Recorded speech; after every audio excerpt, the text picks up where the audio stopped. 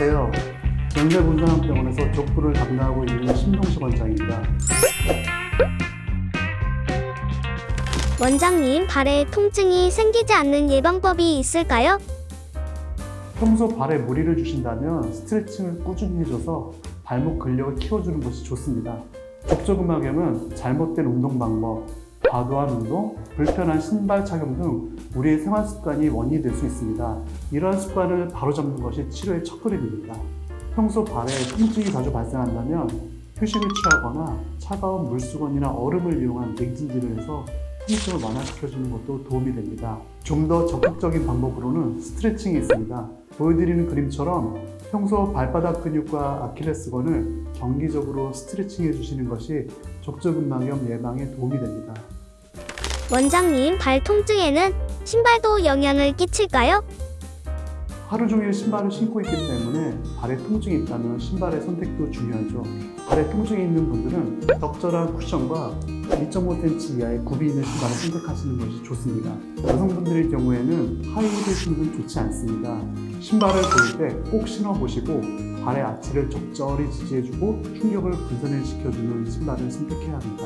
특히 발에 피로가 누적되는 등산의 경우에는 발을 잘 지지해주고 충격을 잘 흡수해주는 등산화를 선택하되 바닥이 두꺼우면서도 유연성이 있는 신발이 좋습니다. 너무 딱딱하거나 바닥이 평평한 신발, 또 오랜 시간 동안 구두를 신는 것 등이 발의 건강을 해칠 수 있으며 족저근막염의 위험을 증가시킵니다. 신발을 고르실 때 고려하실 만한 사항으로는요, 첫 번째, 발의 아치를 보존할 수 있는 신발, 두 번째, 충격 흡수가 안 되는 신발을 피하시는 게 좋고요.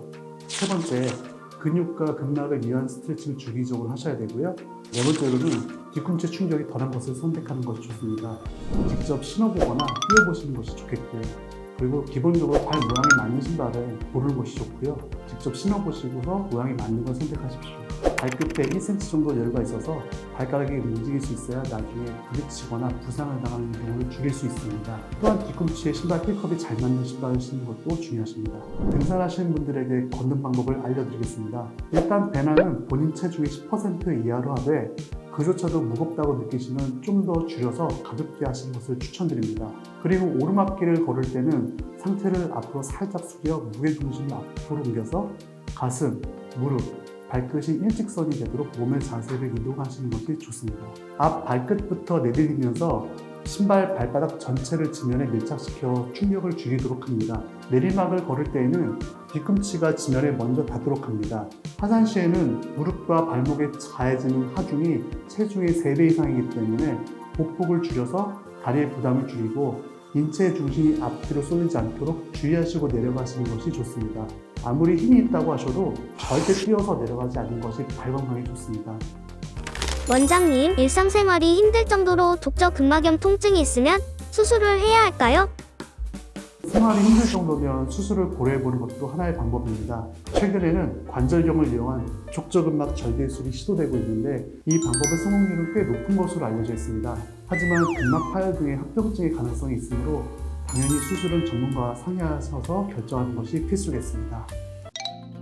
요즘 날씨도 좋아지고 봄철이 되면서 등산이나 야외 활동 등을 많이 하시게 되는데요. 오늘 말씀드린 내용들 잘 기억하셔서 부상이나 통증 없이 안전하고 즐거운 생활 되시길 바라겠습니다. 감사합니다. 지금까지 족저근막염에 대해 말씀드렸습니다.